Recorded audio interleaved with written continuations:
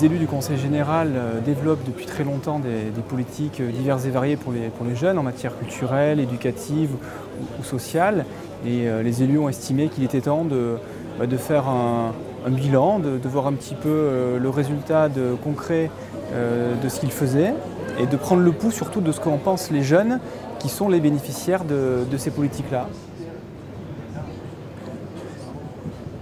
Alors en fait c'est toujours la première phase mais elle est vraiment lancée, donc là l'idée c'est phase d'expression, faire que les gens parlent, tout le monde est en train de discuter, tout le monde est en train de travailler alors, sur des thématiques très différentes. Là c'est qu'est-ce que la jeunesse, qu'est-ce que la vieillesse, comment est-ce qu'on peut la définir, d'autres parlent de l'école, d'autres parlent de la précarité, la santé, et avec des questions toujours un peu polémiques, et par petits groupes les gens viennent travailler ces questions.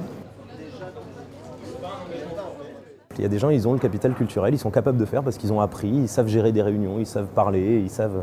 Et puis d'autres, il faut qu'on arrive à mettre en place des systèmes pour, si on veut vraiment récolter l'expression, mettre en place des systèmes de débat qui permettent à tout le monde, y compris à ceux qui sont moins armés pour débattre, d'y participer. Et donc là, on vient poser des questions un peu polémiques qui suscitent un peu l'intérêt. Ah oui, tiens, pourquoi pas, je pourrais aller parler de ça. Je me rends compte que j'ai quelque chose à dire parce que j'ai du vécu sur cette question-là, et donc j'en parle. L'idéal, c'était que tout le monde ait un toit. Là, on est vraiment sur l'idéal. On fixerait des limites de quand est-ce qu'on peut ou pas réquisitionner. Je ne sais pas si quelqu'un n'a pas loué son appartement depuis 10 ans. Pof, on réquisitionne. Toi, tu disais ce qui serait bien, c'est que des logements disponibles près des lieux de travail. Ouais, c'est ça. Des lieux de travail. On est tous d'accord pour réquisitionner les chambres d'hôtel qui n'ont pas servi. Parce que les chambres d'hôtel, si elles ne servent pas, on les réquisitionne. J'ai vécu plusieurs expériences et après j'ai eu une opportunité d'un poste qui m'a plu aussi parce qu'il faut avoir des opportunités. C'est pas évident de dire bon allez maintenant je veux un CDI, je vais avoir un CDI.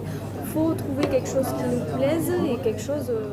Quand on pose une question à tout un groupe de personnes, c'est toujours les mêmes personnes qui répondent, d'autres n'osent pas.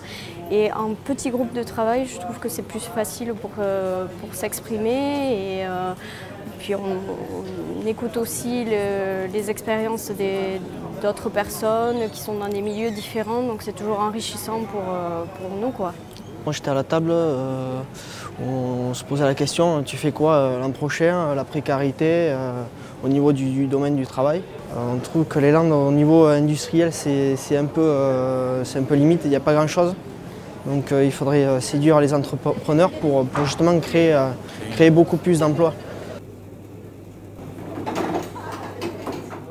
Là, on le fait en 15 mois, on prend le temps sur un département qui est un des plus grands de France. Voilà, 15 mois, on va voir qu'est-ce que ça va créer. Bien sûr, nous, on a la partie qu'on va faire nous, qui consiste à rencontrer, à analyser les chiffres, voilà. Mais aussi et surtout faire travailler les gens. Et notre rôle dans ce cas-là, ça sera de les outiller, de les armer, de faire en sorte qu'ils soient capables de travailler eux-mêmes, de reprendre du pouvoir en fait. Ce qu'on espère, c'est qu'à la fin de la démarche, il y ait une envie, des armes dans le sens des outils de débat, etc., qui fassent qu'un autre type de démocratie existe dans le département des Landes. Si on arrive à faire ça, on aura vraiment réussi.